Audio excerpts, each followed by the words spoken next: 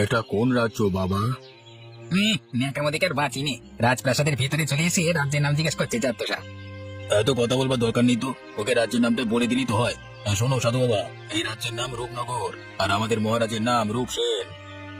রূপসেনের রাজ্য এটা? তাই তো ভাবছি, এত চেনা চেনা লাগছে কেন। তা আমাকে ভেতরে যেতে দেবে? তোমাদের মহারাজের সাথে একটু দেখা করব। মহারাজের সাথে তো এখন দেখা করতে পারবেন না, তিনি রাজসভায় আছেন। বেশ, আমি না হয় অপেক্ষা করব। অপেক্ষা করে লাভ নেই। এরপর মহারাজ বিশ্রামের জন্য অন্দরমহলে যাবেন, তখন তিনি তার 3 কন্যাকে নিয়ে ব্যস্ত থাকবেন। আমার কোনো তাড়া নেই বাবা, তোমাদের যখন মন চায় তখন মহারাজের কাছে নিয়ে যেও। এই সাধুটা দেখছি নাচর বান্দা, সেই কবে থেকে মহারাজের জন্য অপেক্ষা করে বসেই আছে, কোনো কথাতেই তো কোনো কাজ হচ্ছে না। আমার মনে হয় না মহারাজের সাথে দেখা না করে বেটা এখান থেকে বিদে হবে। তাতে চল বরং ওকে মহারাজের কাছে নিয়েই যাই। তাই ভালো, আজকে হোক বা কালকে হোক মহারাজের চোখে তো পড়বেই, তখন হয়তো সাধুকে অপেক্ষা করিয়ে রাখার জন্য আমাদেরকে শাস্তি পেতে হতে পারে।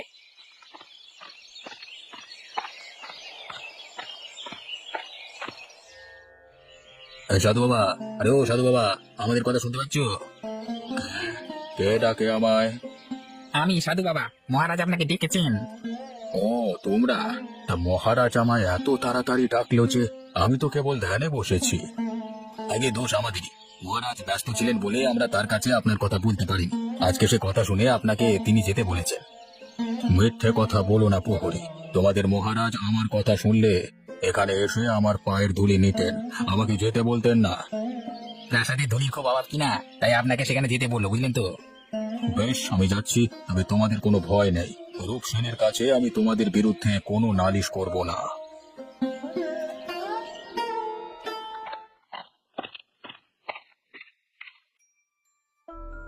প্রণাম রাজামশাই, আমি অনেক দূর থেকে আপনার সাথে সাক্ষাৎ করবার জন্য এসেছি। আপনি কি আমাকে চিনতে পেরেছেন? চিনব না মানে? আপনি সেই জটাধারী সাধু যার আশীর্বাদে আমি 3 কন্যার জনক হয়েছি। ঠিক বলেছেন মহারাজ, আমি সেই সাধু। আজ কদিন হলো আপনার কথা খুব মনে পড়ছে, তাই খুঁজতে খুঁজতে আপনার প্রাসাদে হাজির হলাম। এ আমার পরম সৌভাগ্য, আপনি আমার রাজবাড়িতে পায়ের ধুলো দিয়েছেন। তাছাড়া আমার কন্যারা অনেক বড় হয়েছে, একটি বার আপনার দর্শন পেলে তাদের জীবন ধন্য হয়ে যাবে। সব হবে মহারাজ, তার আগে আমার আহারের আয়োজন করো, আমি খুব ক্ষুধার্ত।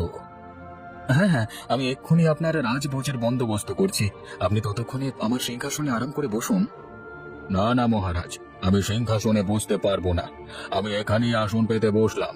যা খাওয়াবে তা এখানেই নিয়ে এসো। খাবার কেমন হয়েছে প্রভু? আহ, এ যেন অমৃত, মুখে দেওয়া মাত্রই মিলিয়ে যাচ্ছে। কে রেঁধেছে এমন খাবার? আগে আগে আমার 3 কন্যা, মায়াবতী, লীলাবতী ও কঙ্কাবতী। তোমার কন্যাদের হাতে জাদু আছে, আশীর্বাদ করি ওরা সুখী হোক। আপনার আশীর্বাদে আমার কন্যারা চিরসুখী হবে বাবা। অনেক তো খেলাম, এবার একটু বিশ্রামের স্থান দাও পুত্র। হ্যাঁ হ্যাঁ, আমি এক্ষুনি আপনার জন্য সুখ আসনের ব্যবস্থা করছি। এগিয়ে আছিস? আমার অতিথিশালার দুয়ার খুলে দেখুনি।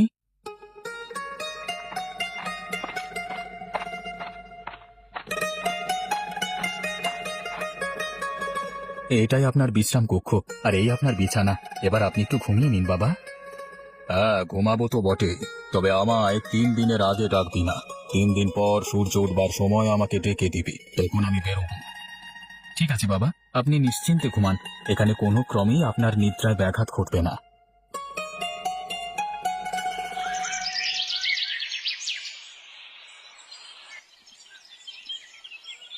সাধু বাবা বলেছিলেন 3 দিন পর তাকে ডেকে তুলতে। আজকে প্রাতেই তার ঘুমানোর 3 দিন পূর্ণ হয়েছে। যাই, এক্ষুনি সাধু বাবাকে ডেকে তুলি।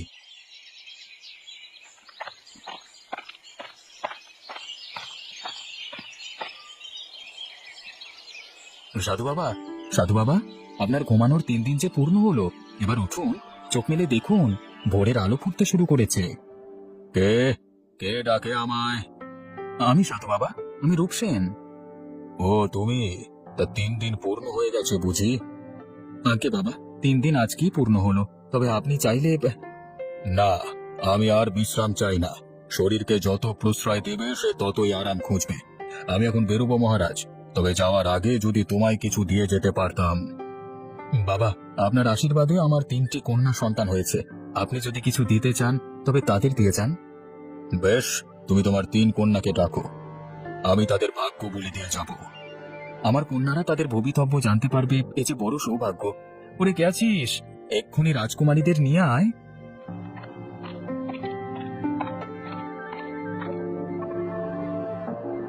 এসো মা, এসো। শুনেছি তোমরা 3জনই খুব গুণবতী। এবার তোমাদের ভাগ্যের পরীক্ষা হয়ে যাক, দেখি কে কত সৌভাগ্যের অধিকারী। নে, এবার একে একে বাবার সামনে তোদের হাত দুখানি ধর দেখিনি।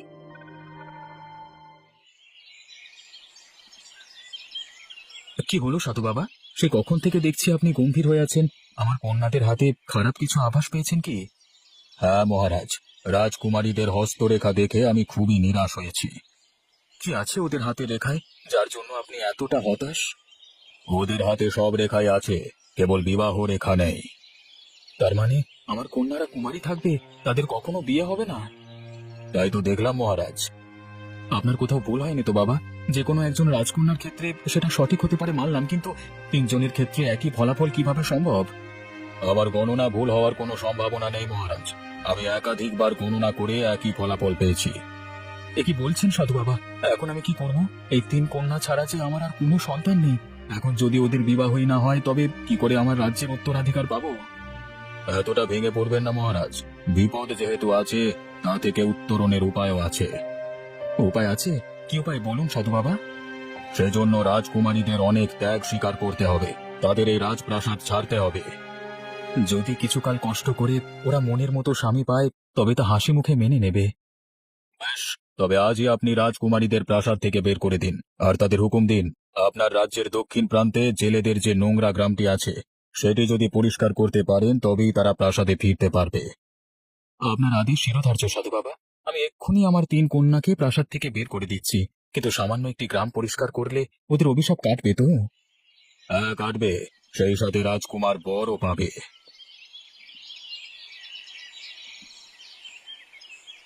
সে কি বলছেন পিতা? আমাদের প্রাসাদ থেকে বের করে দিলে আমরা এখন কোথায় যাব? সে কথা তো আমি বলেছি মায়াবতী, ওই জেলেদের গ্রামটিতে তোমাদের থাকতে হবে। আমরা কি আর প্রাসাদে ফিরতে পারবো না বাবা? সারা জীবন ওই গাঁয়েই থাকতে হবে। সে কথা আমি কতবার বলবো? একবার তো বললাম যে ওই গ্রামটি খুবই অপরিষ্কার। যদি তোমরা 3 বোন মিলে সেটি পরিষ্কার করতে পারো, তবে প্রাসাদে ফিরে আসতে পারবে। সেজন্য আমাদের যেতে হবে কেন? এই প্রাসাদে আমাদের 3 বোনের 300 দাসদাসী আছে, ওদের পাঠিয়ে দিলে ওরা পরিষ্কার করে আসবে। সব কাজ এত সহজভাবে নিও না কন্যা। তোমাদের যা করতে বলেছি তাই করো, না হলে তোমাদের কপালে শনি আছে, এই বলে দিলাম।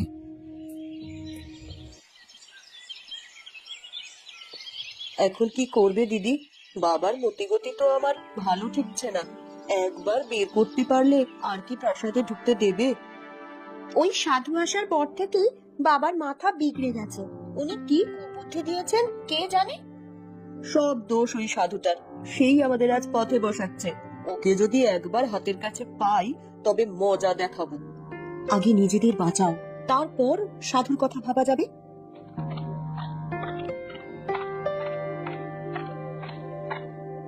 কি রাজকুমারীরা, আপনারা এখনো তৈরি হননি যে? কখন বের হবেন আর গন্তব্যই বা পৌঁছাবেন কখন? আমরা এখনই বেরোবো। তুমি বাবাকে বলে রথ তৈরি করো, আর সাথে কয়েক মাসের রসদ দিয়ে দিও। সেসব তো কিছুই নিতে পারবেন না রাজকুমারী। কোনো খাবার, পোশাক কিংবা মোহর আপনারা সঙ্গে নিতে পারবেন না। এত কঠোর, এত কঠোর কি করে হলো মহারাজ? কঠোরতার কি দেখেছেন রাজকুমারী? আসল কথা তো এখনো বলিনি। মহারাজের আদেশ, আপনাদের পায়ে হেঁটে সেই গায়ে যেতে হবে। পথিমধ্যে যত বিপদ আপদ হয়, সব আপনাদের মোকাবিলা করতে হবে। বুঝেছি, আমাদের বাঁচবার আর কোনো পথ বাবা খোলা রাখেনি। এত ভয় পাসনি ছোট। আমরা 3 বোন একসাথে থাকলে আমাদের কোনো ক্ষতি হবে না। সেই ভালো। এখন 3 বোন ঝটপট বেরিয়ে পড়ুন। সূর্যাস্তের পর মহারাজ আপনাদের মুখ দেখতে চান না।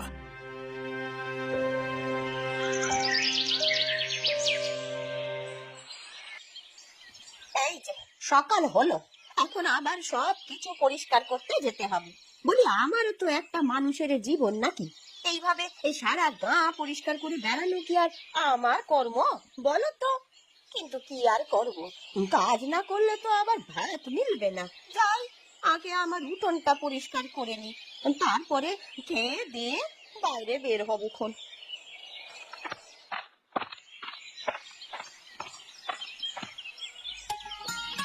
ও মা, এ কি দেখছি গো আমি? এইভাবে ঝকঝকে করে কে আমার বাড়ি পরিচ্ছন্ন করে দিয়ে গেল গো? কে করলো এই কাজ? দিদি, ও দিদি, উঠো না, উঠো, দেখো ভোর হয়ে গেছে।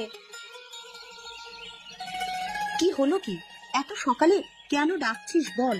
সারা রাত কষ্ট করে উঠোন পরিষ্কার করলাম, এর মধ্যে আবার ডাকাডাকি। আর এই বুড়িটাকে কখন থেকে বকে যাচ্ছে। বোধহয় এই বাড়ির মালিক। চল তো গিয়ে দেখি কি হয়েছে ওর। সে কি গো, বলি তোমরা কারা? আর এই শিউলি তলায় কি করছো তোমরা? আমরা হলাম এই রাজ্যের রাজকন্যা। রাজকন্যা? তাহলে তোমাদের এই হাল হলো কি করে? কি বলছিস ছোট? চুপ কর। আসল কথা বললে আমাদের কেউ সাহায্য করবে না। না, আমরা রাজকন্যা নই। আমরা 3 বোন, এক কাঠুরিয়ার সন্তান। আমাদের বাবা মা হিংস্র পশুর আক্রমণে মারা গেছে। জঙ্গলে আর থাকতে না পেরে এই গায়ে এসেছি। কিন্তু এই মেয়ে যে বলল তোমরা রাজার দুলালি। আমাদের ছোট বোনটি আকাশ কুসুম চিন্তা করতে ভালোবাসে। সারাদিন ভাবে সে রাজপ্রাসাদে আছে, তাই মুখ ফসকে বলে দিয়েছে। তাই বলো? তা এই গায়ে যে এসেছো, থাকবে কোথায় আর খাবে কি? সেই জায়গায় তো খুঁজছি। তো 2টি বোন নিয়ে কোথায় যাব, কি করব, কিছুই ভেবে পাচ্ছি না। আপনি কি আমাদের একটু জায়গা দেবেন? আমাদের কাজ হয়ে গেলে আমরা চলে যাব। কাজ? কিসের কাজ? তোমরা কেন এখানে এসেছো বলো তো? গোপন কোনো দুরভিসন্ধি নিয়ে এসেছো নাকি? হ্যাঁ, কোনো অভিসন্ধি নিয়ে আসিনি আমরা। ও বলতে চেয়েছে ভালো কোনো কাজ পেলে আমরা চলে যাব। তা যাবে, আমি বা তোমাদের রাখতে যাব কেন বলো তো? শোনো মেয়েরা, এই জায়গাটা ভালো নয়, আর তোমাদের মতন রূপবতী মেয়েদের জন্য তো নয়। আমি তোমাদের আমার বাড়িতে আশ্রয় দিতে পারবো, কিন্তু ওই খাওয়া দাওয়া তোমাদের নিজেদের করতে হবে। এই কেমন কথা? আপনি না খাওয়ালে আমরা খাবো কি? একেই বলে বসতে বললে শুতে চায়। আমি থাকতে দিচ্ছি, এটাই তোদের 7 জন্মের ভাগ্যি, বুঝলি? তা বটে, তা তো বটে। আপনি খুব ভালো মানুষ, তা তো দেখেই বোঝা যাচ্ছে। আমাদের তো আর সমুদ্রে ফেলে দেবেন না। তাই বলছিলাম কি, যদি কোনো কাজ দিতেন, যা করে আমরা 3টি বোন খেয়ে পড়ে একটু বাঁচতে পারি। আমার কাছে তো তেমন কোনো কাজ নেই রে। তবে তোরা যদি চাস আমার কাজে সাহায্য করতে পারিস, তাতে তোদের দুবেলা দুমুঠো ডাল ভাত জুটবে। আপনার কাজ কি কাজ সেটা? আমি এই গ্রামের রাস্তাঘাট পরিষ্কার করি। আমাদের গ্রামটা খুব নোংরা কিনা, তাই প্রতিদিন এই কাজ করতে হয়। আরে এই কাজের জন্যই তো আমরা এখানে এসেছি। দেখলে দিদি কিভাবে একে একে সব মিলে যাচ্ছে। এখানে এসেছিস মানে? কারা তোরা? আর কি চাস এখানে? তুমি ওর কথা এখনো বোঝোনি ঠাকুমা। ও বলতে চেয়েছে এমন সহজ কাজই আমরা করছিলাম। তোমার কাজ আমরা মন দিয়ে করব। এই কাজ সহজ? বেশ, কদিন কর, তারপরে বুঝবি মজা। এবার আমার সাথে আয়, দেখে নি, আমি তোদের ঘর দেখিয়ে দিচ্ছি। যাক, সব কিছু ভালোই ভালোই হয়ে গেল। এখন আর কোনো চিন্তা নেই। কি বলো দিদি? দেখলে দিদি, দেখলে কিভাবে ওসব গোপন কথা ফাঁস করে দিয়েছিল? আরে হতভাগী, কেউ যদি সত্যিটা জেনে যায় তাহলে কি করে আমাদের সাহায্য করবে? সারা জীবন এখানে এভাবে থাকতে হবে, বুঝলি? আমি আবার কি করলাম? না না, কিছুই করিসনি তুই। শোন কঙ্কা, তোকে আরো সচেতন হতে হবে। কোনো কথায় যেন আমাদের আসল পরিচয় প্রকাশ না পায়। বলি কি রে, কি সব গুজুর গুজুর ফুসুর ফুসুর করছিস বলতো? এখানে আয়, দেখে নি। যাই ঠাকুমা। এই চল চল, বুড়ি আমাদের ডাকছে।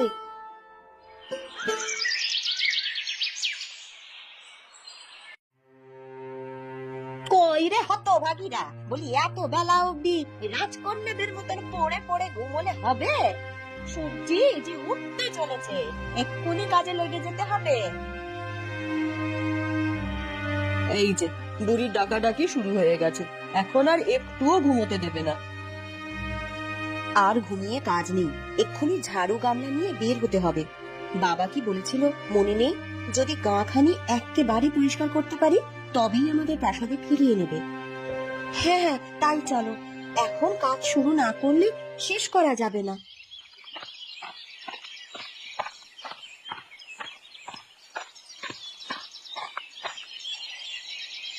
তা তোদের সাজগোজ হলো? বলি কখন থেকে তো আমি চেঁচাচ্ছি, আমার কথা কানে যায় না নাকি? তোমার কথা কানে নিতে নিতে কালা হয়ে গেছে, আর সাজগোজ বলছো কি গো? কেবলই তো ঘুম থেকে উঠে ঝাড়ু হাতে নিলাম।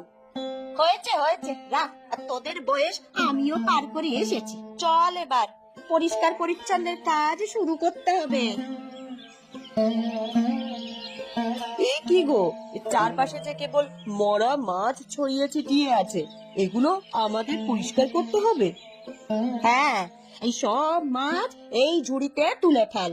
তারপর ওই যে দূরে ওই যে ডোবার মতন জায়গাটা দেখছিস, সেখানে গিয়ে ফেলে দিয়ে আয়। আমি পারবো না এই নোংরা জিনিসে হাত দিতে, তোমরা করো গিয়ে।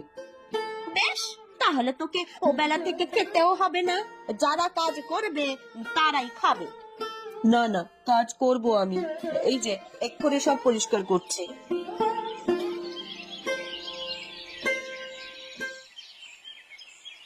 আজকের মতো আমাদের কাজ শেষ। সবাই বাড়ি ফিরে চল, কাল সকালে আবার আসতে হবে। সে কি কথা, কাল সকালে আসবো মানে? আমরা তো সবকিছু পরিষ্কার করে গেলাম, 1 মাসের মধ্যে আর পরিষ্কার করতে হবে না। 1 মাসের মধ্যে আর পরিষ্কার করতে হবে না? এমন যদি হতো তাহলে আমায় ওই প্রতিদিন ঝাঁটা হাতে দৌড়তে হয় না। দেখবি দেখবি দেখবি, ওই কাল সকালে সব কিছু আবার আগের মতন অপরিষ্কার হয়ে যাবে রে। সে কি গো, এই এক রাতে কারা এভাবে অপরিচ্ছন্ন করবে? তাদের কি একটুও খারাপ লাগে না এত সুন্দর গ্রামখানি নোংরা করতে? তা বলি মন থাকলে তো খারাপ লাগবে। মন নেই? কি বলছো তুমি? হ্যাঁ রে মেয়ে, যে এই কাজ করে তার মন নেই, কারণ কোনো মানুষ নয়, এসব কাণ্ড করছে ওই হাড় হাবাতে মেছো ভূতটা। মেছো ভূত এই কাজ করছে? কিন্তু কেন? তা কি জানি, গত 2 বছর ধরে ও এইরকম উপদ্রব করেই চলেছে। আমরা কত চেষ্টা চরিত্র করলাম, কিন্তু কিছুতেই ওকে তাড়াতে পারলাম না রে। ওই প্রতি রাতে আসে, আর তারপর নদী থেকে মাছ ধরে তা খেয়ে আর গ্রামের পথে ঘাটে ফেলে রেখে যায়। ওকে তাড়ানোর কি কোনো উপায় নেই? তাড়ানোর উপায় তো নেই, কিন্তু বন্দি করার উপায় আছে। কি উপায় বলো বলো, আমরা ওকে বন্দি করব। সে এত সহজ নয় রে ছড়ি, ওকে বন্দি করতে চাইলে দরকার মায়া দড়ি। মায়া দড়ি? কোথায় পাবো সেই দড়ি? চুল দিয়ে সেই দড়ি তৈরি করতে হয়, বুঝলি? বেশ, তাহলে কালই যাব সেই মেছো ভূতকে ধরতে।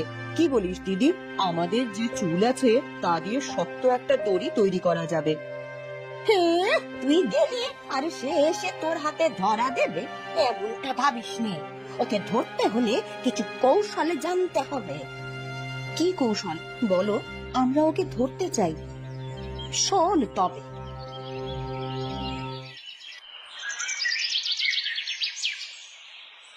চুপ চুপ, ঠাকুমার কথা মতন আমরা সেই জায়গায় চলে এসেছি।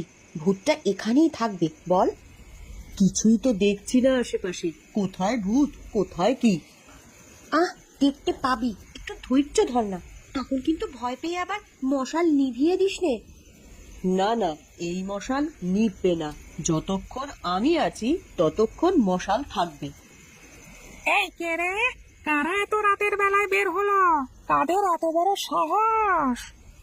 আমরা তোমার জম, যদি ভালো চাস তো আমাদের সামনে আয়, তারপর দেখাচ্ছি আমাদের সাহস কত। এই যে এলাম, দেখ এবার কেমন দেখতে লাগে। ওরে বাপ রে বাপ, এই যে সত্যি সত্যি ভূত। ও দিদি, আমি গেলাম, এখানে আর 1 মুহূর্ত নয়। সাবধান কঙ্কা, 1 পাও নড়বি না, মায়া, তুই এখনই ওর মাথায় মাটির হাঁড়িটা ভাঙ, আর তারপরই আমি হাত পা বেঁধে ফেলছি। আমায় বাঁধবি? আমায়? দুষ্টু মেয়ে কোথাকার, তারা এক্ষুনি তোদের কাছের উপর ঝুলিয়ে রাখছি। এ কি করলি? হায় হায় হায় হায়, এ কি করলি?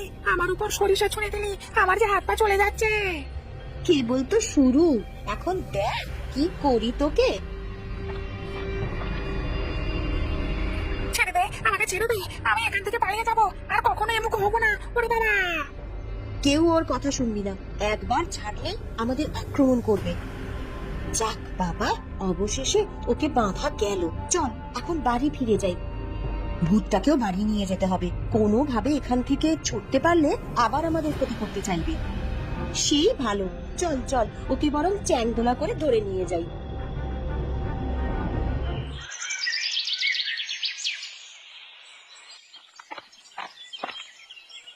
এই, এই, কে আছিস রে?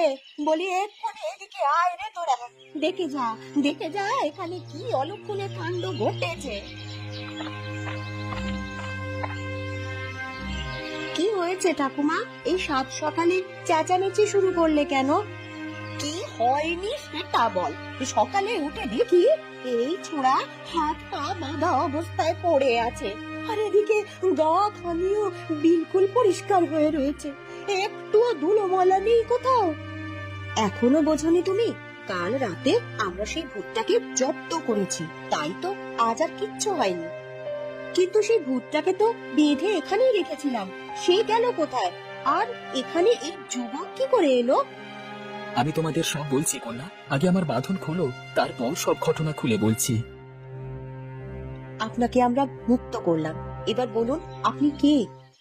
আসলে আমি হলাম বিজয়নগরের রাজকুমার বিজয়। 2 বছর আগে মাছ ধরতে আমি এ গাঁয়ে এসেছিলাম। পথে মধ্যে এক সাধুর সাথে অন্যায় করায় তিনি আমায় অভিশাপ দিয়ে ভূত বানিয়ে রাখেন। ও, আপনি তাহলে সেই মেছভূত? হ্যাঁ, সেদিন সাধু বলেছিলেন যদি কখনো রূপনগরের 3 রাজকন্যা এসে আমায় উদ্ধার করে তবেই এই জীবন থেকে মুক্ত হব। আজ তোমরা এসে আমায় বড় বাঁচালে।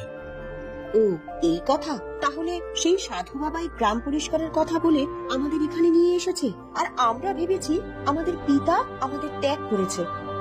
যাক, যা হয়েছে ভালোই হয়েছে। তোমাদের জন্য রাজকুমার আজ নতুন জীবন পেল, তাই না কুমার? হ্যাঁ ঠাকুমা, ওরা আমায় নতুন জীবন দিয়েছে, তাই আমি ওদের আমার স্ত্রী হিসেবে গ্রহণ করে ধন্য হতে চাই। আপনাকে পতি হিসেবে মেনে নিতে আমাদের কোনো অমত নেই। যদি আমাদের বাবাকে রাজি করাতে পারেন তবেই আমরা আপনাকে বিয়ে করব। বেশ, চলো তবে মহারাজের কাছে। আমি তোমাদের 3 বোনকে তার কাছে আবদার করব। তাই যা, আশা করি মহারাজ তোদের নিরাশ করবেন না।